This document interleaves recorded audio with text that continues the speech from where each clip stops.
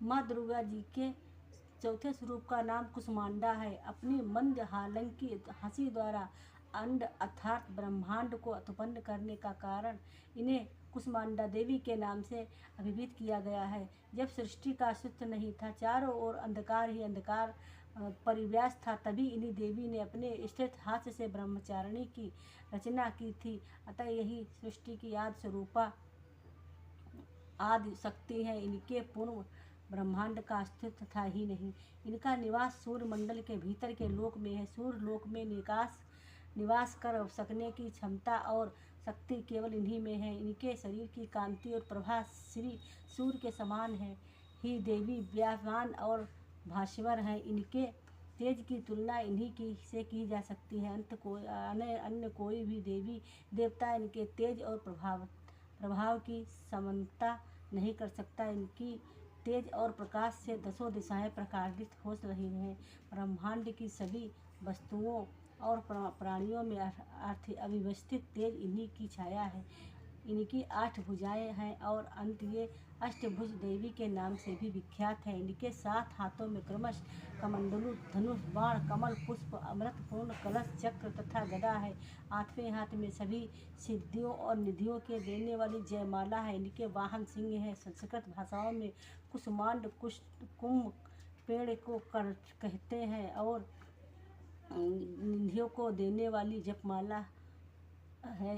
बलियों में कुम्भेड़ की बलि इनके सर्वाधिक प्रिय है।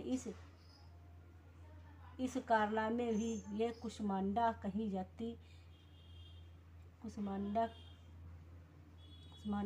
जाती। नवरात्र पूजन के चौथे दिन कुष्मांडा देवी के स्वरूप की उपासना की जाती है। इस दिन साधक का मन अनाहत चक्र में अवस्थित होता है। अतः इस दिन उसे अत्यंत पवित्र और मस्त मन से कुष्मांडा देवी के स्वरूप को ध्यान में रखकर पूजा उपासना के कार्य में लगना चाहिए। माँ कुष्मांडा की उपासना से भक्तों के समस्त रोग शोक नष्ट हो जाते हैं और उनकी भक्ति से आयु, यश, बल और आरोग्य की वृद्धि होती है। माँ कुष्मांडा अपलत सेवा और भक्ति से भी प्रसन्न होने वाली है। जो यदि मनुष्य सच्चे हृदय से इनका शरणागत बन जाए तो फिर उसे अत्यंत समस्त पद की प्राप्ति हो सकती है। हमें चाहिए कि हम शास्त्रों पुराणों में वर्णित विधि विधान के अनुसार माँ दुर्गा की उपासना और भक्ति के मार्ग पर अहिर्निश अग्रसर हो सके। भक्ति मार्ग पर कुछ ही कदम आगे बढ़ने पर भक्त साधक को उनकी कृपा का सूक्ष्म अनुभव होने लगता है।